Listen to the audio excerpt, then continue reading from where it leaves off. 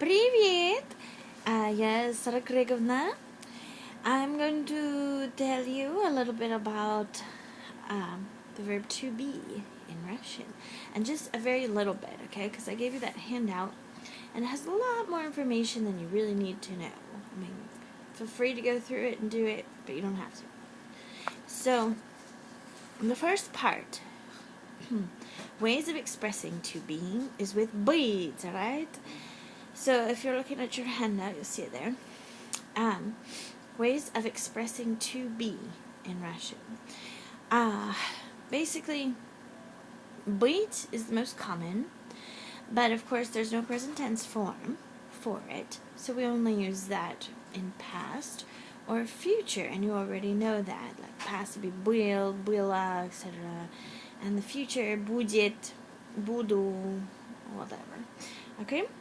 Now, I will mention about есть also. If you are using what would be the present tense of to be in Russian, and you need to stress the fact, the translation that you would be saying there is or there are in Russian, you can use есть. You can also use есть, or you actually need to use есть, if your subject and your complement are the same, which I'll show you what that means. So if you look at the next page, there's some examples. The first sentence, you already know they don't have a form of быть in it because it's present tense. The next two I'm not very worried about. They're just stressing the fact that they want to say there is or there are. But look at the sentence that I have boxed for you. Я не знаю, кто есть кто.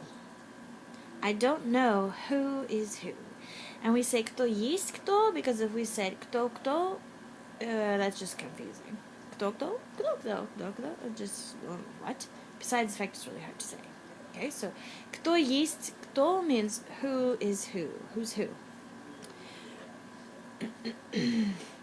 Now, in the paragraph, underneath that boxed thing, there is one really important thing to notice. And that is that typically when you use быть, you want to use the instrumental case of your complement, the predicate part of the sentence, anything after быть, like I want to be a teacher. She wants to be a wife, or whatever. Something to be something. You would say the instrumental. Okay? You will do that for things that are gonna stay that way. But if something is just temporary, then you can use the nominative.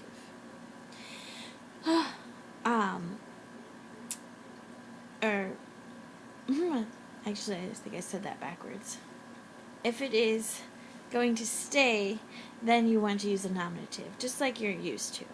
Okay, but if it's a temporary thing, you will make it instrumental. So, for example, okay, in English, I want to be happy right now. I want to be happy right now. It's right now, temporary, so obviously it's temporary. So you're going to use the instrumental.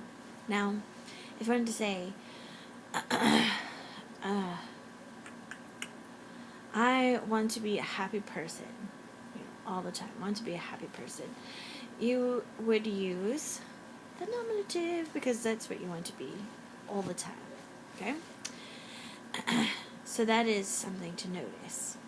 Now, there's some other good points that the sheet has, but I'm not going to go over very much more. Mainly, notice that there is the verb бывать. Бывать means to tend to be. We often use it with the weather, like я бываю, or я бываю. I tend to be, whatever, Я устала. Прости, пожалуйста, я устала. Бывай. But the weather, осенью, in the fall, бывает прохладная погода, right? The weather tends to be chilly in fall. So that's бывать. Okay, you can use that one in present tense. And then I also wanted to point out one other verb to you. Here it is. It's all the way on page 11. Stat. Stat. Stat is a good verb to know. It means to become. So you would say, I want to become a wife. I want to become whatever.